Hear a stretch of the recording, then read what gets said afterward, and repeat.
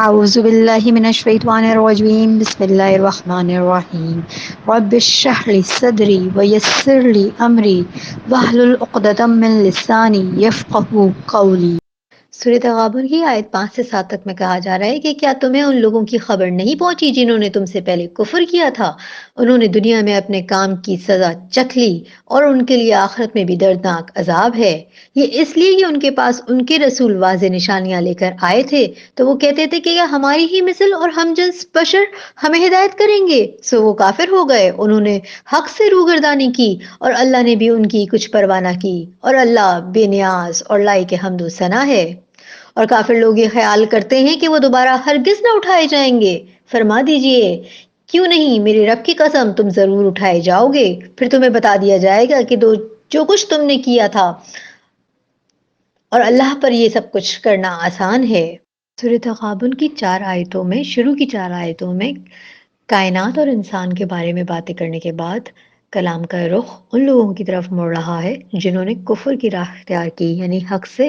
روگردانی کی، حق کو رد کیا اور حق کی بات نہ مانی۔ پوری تاریخ انسانی میں مسلسل نظر آتا ہے کہ قوموں پر قومیں اگتی رہیں اور بالآخر تباہی سے دوچار ہوتی رہیں۔ انسان اپنی عقل سے اس منظر کی ہزاروں وجہیں بیان کرتا رہتا ہے، مگر اصل وجہ جو ہے وہ اللہ تعالیٰ یہ بتا رہے ہیں، اللہ تعالیٰ اصل حقیقت بتا رہے ہیں کہ قوموں کی تباہی کے بنیادی اسباب صرف 2 ہی ہوتے ہیں۔ ایک یہ کہ اللہ نے جن رسولوں کو، نبیوں کو جس بھی قوم کے لیے ہدایت کے لیے بھیجا، جس بھی قوم پر ہدایت کے لیے نبی آئے، رسول آئے، اور انہوں نے ان نبیوں کی باتیں، رسولوں کی باتیں ماننے سے انکار کیا، اس کا نتیجہ یہ ہوا کہ اللہ نے بھی ان کو ان کے حال پہ چھوڑ دیا، اور وہ خود اپنے ہی من گھڑت باتیں گھڑ گھڑ کر ایک گمراہی سے دوسری گمراہی اور دوسری گمراہی سے تیسری اور پھر گمراہی در گمراہی میں بھٹکتے چلے گئے۔ قوموں کی تباہی کی دوسری وجہ عقیدہ آخرت کا رد کرنا۔ اپنے ذوم میں بہت سی قوموں نے یہ سمجھ لیا تھا کہ بس دنیا کی زندگی ہی زندگی ہے اور اس کے بعد کوئی زندگی نہیں، کہ ہمیں مرنے کے بعد دوبارہ زندہ ہو کر، کھڑے ہو کر خدا کے سامنے اپنے ہر عمل، اپنی ہر بات کا جواب دینا ہوگا۔ جب اس بات کا ادراک ہی نہ ہو کہ جو کچھ کر رہے ہیں اس کی جواب دہی ہوگی، تو پھر زندگی جو ہے وہ گناہوں میں، غلطیوں میں، گمراہیوں میں گزرتی چلی جاتی ہے، نہ اخلاق رہتا ہے، نہ کردار رہتا ہے، اور پھر برائی در برائی بڑھتی ہی چلی جاتی ہے، اور آخرکار اس قدر گمراہی اور برائی اور گناہوں کی شدت ہو جاتی ہے کہ ان کو جو ہے وہ اینڈ جو ہے وہ اللہ کا عذاب ہی ہوتا ہے، اور آخرکار شرک کی گندگی، گناہوں کی دلدل میں اس قدر پھنس جاتے ہیں کہ ان قوموں کو اللہ کا عذاب نیست و نابود کر دیتا ہے، ان کی اپنی نافرمانیوں، ان کے اپنے کفر کے سبب، اور پھر اللہ کا عذاب دنیا کو ان قوموں کے وجود سے پاک کرتا ہے۔ اور ہر زمانے میں منکرین حق رہے ہیں، اور ان کا منکر حق ہونا اللہ کا انکار کرنا ہوتا ہے، اور ان کی تباہی کی وجہ بھی یہی بنتا ہے کہ وہ اللہ کو نہیں مانتے۔ پھر فرمایا جا رہا ہے کہ اے نبی، اپنے رب کی قسم کھا کر لوگوں سے کہو کہ ایسا ضرور ہوگا، یعنی کہ قیامت کا آنا برحق ہے اور وہ لازمی آ کر رہے گی۔ اور یہ سورہ کی آیت نمبر 7، سورہ تغابن کی آیت نمبر 7 میں تیسرا مقام ہے جہاں اللہ تعالیٰ نے اپنے نبی کے وسلم سے فرمایا ہے کہ اپنے رب کی قسم کھا کر لوگوں سے کہو۔ اس سے پہلے اللہ تعالیٰ نے نبی کریم صلی اللہ علیہ وسلم کو اپنی قسم کھا کر کہنے کے لیے سورہ یونس میں اور سورہ سبا میں کہا ہے۔ اللہ تعالیٰ کی قسم کھا کر کسی بات کا بتانا اس بات کی امپورٹنس کو مزید ایمفیسائز کر رہا ہوتا ہے کہ یہ بات کس قدر اہم ہے۔ آیت 8 میں کہا جا رہا ہے بس تم اللہ اور اس کے رسول صلی اللہ علیہ وسلم پر اور اس نور پر ایمان لے آؤ جسے ہم نے نازل فرمایا ہے، اور اللہ ان کاموں سے خوب آگاہ ہے جو تم کرتے ہو۔ اللہ کی نازل کردہ نور سے مراد، روشنی سے مراد قرآن پاک ہے۔ جس طرح روشنی خود نمایاں ہوتی ہے اور اپنے گرد و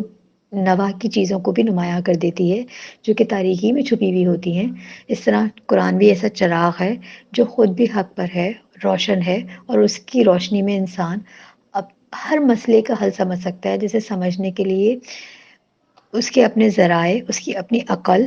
علم کافی نہیں ہے۔ یہ چراغ جس شخص کے پاس ہو وہ فکر و عمل کی بے شمار دشوار راہوں کے درمیان حق کی سیدھی راہ کو صاف صاف دیکھ سکتا ہے اور عمر بھر صراط مستقیم پر اس طرح چل سکتا ہے کہ اسے ہر قدم پر یہ معلوم ہوتا ہے کہ گمراہی کی طرف لے جانے والی پگڈنڈی کدھر کدھر جا رہی ہے اور ہلاکت کے گڑے گڑے کدھر ہیں، اور سلامتی کی راہ کون سی ہے، کس کے درمیان اس کو رہنا ہے، کون سی روش پہ چلنا ہے۔ قرآن ایک روشنی ہے جو سیدھی راہ دکھانے والا ہے۔ آیت 9 میں کہا جا رہا ہے جس دن وہ تمہیں جمع ہونے والے دن میں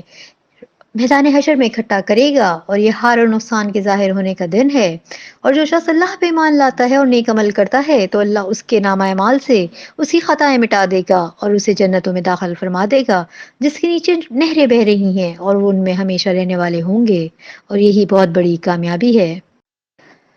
آیت 9 میں قرآن کریم میں یہاں تغابن کا لفظ استعمال ہوا ہے جس کا مفہوم ہے کہ لوگ ایک دوسرے کو نقصان یا حسرت میں مبتلا کریں گے۔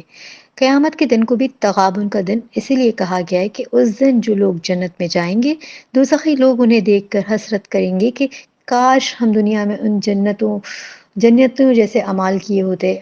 ہوتے تو آج ہم بھی جنت کی نعمتوں سے فائدہ اٹھا رہے ہوتے۔